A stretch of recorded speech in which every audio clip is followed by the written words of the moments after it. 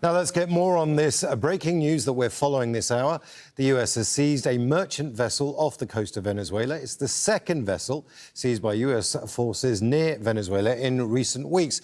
Heidi Zhou-Castro is live for us in Washington, D.C. Another escalation in tensions. What do we know, Heidi? That's right. We know that these two crude vessels carrying oil from Venezuela left that country's ports on Thursday, and that one is accompanied by a small military protection from the Venezuelan military.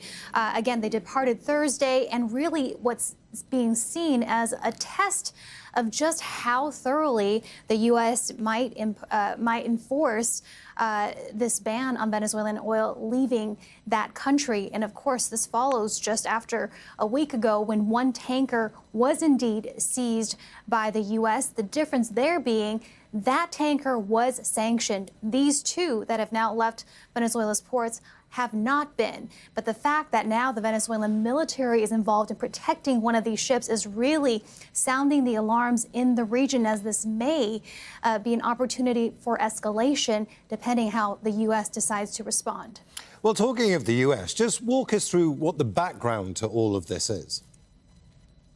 Yeah, there has been military and political and diplomatic pressure on the Maduro government, especially in the last few months. Now, we've seen U.S. military strikes on vessels, small vessels, leaving Venezuelan ports that the U.S. says was trafficking cocaine. Now, at least 104 people have been killed in those strikes. And we've seen the deployment of what really is being called a U.S. armada now nearing the Venezuela, surrounding it, going to Puerto Rico and other U.S.